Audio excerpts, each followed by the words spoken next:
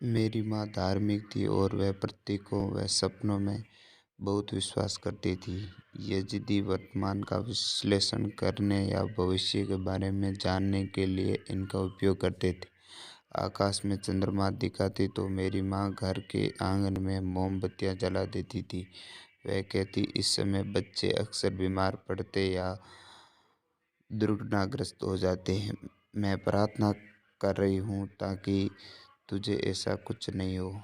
मैं बीमार होती तो माँ मुझे चिकित्सक के पास ले जाती। वह मुझे जड़ी बूटियाँ और चाय देता था, परंतु मुझे उसका स्वाद पसंद नहीं था। गांव में किसी की मृत्यु हो जाती तो मेरी माँ यज़िदी संत, जिसे कोचेक कहते हैं, के पास जाकर यह पुष्टि करनी थी कि मरने वाला का पुनर्जन्म हो गया है।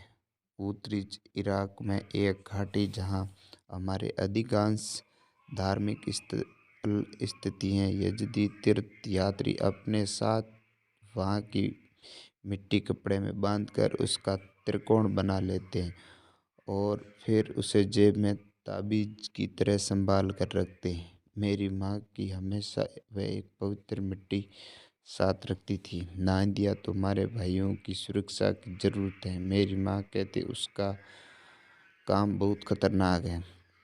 मेरी माँ अत्यधिक व्यवहारिक और मेहनती थी। वह हमारे जीवन को बेहतर बनाने के लिए हर संभव प्रयास करती थी। यज़िदी समाज इराक के गरीब समाजों में से एक है और मेरा परिवार कोचों के मापदंडों से भी ज़्यादा गरीब था।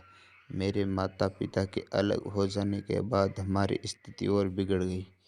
वर्षों तक मेरे भाइयों ने मेहनत की। वे सल्फर भरी गीली जमीनें अपने हाथों से खोदते और उसके नीचे उतर जाते थे। उन्हें हड्डियों का ख्याल रखना पड़ता था। वे मेरी माँ और बहनों के साथ दूसरे लोगों की ज़मीन पर खेती भी करते थे।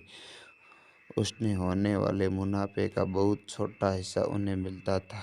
मेरे जीवन के आरंभिक 10 वर्षों में शायद कभी रात के भोजन में मीट खाया होगा। वह अधिकतर उबली सब्जियां खाते थे। मेरे भाइयों ने नई पलतून खरीदने का मौका तब मिलता था जब पुरानी पलतून में से उसको पैर नजर आने लगते थे। साल 2003 के उत्तरी इराक में आर्थिक सुधार हुए। माँ के परिश्रम के चलते हमारी और अन्य यज़िदियों की परिस्थितियाँ बेहतर होने लगी। केंद्र और कुर्द की सरकारों द्वारा यज़िदियों के लिए भर्तियाँ शुरू हुई तो मेरे भाइयों को सीमा पर पहरा देने का काम मिल गया। उस काम में खतरा था। मेरा भाई जालो ताल अफार एयरफोर्स की पुलिस इकाई में तैनात था।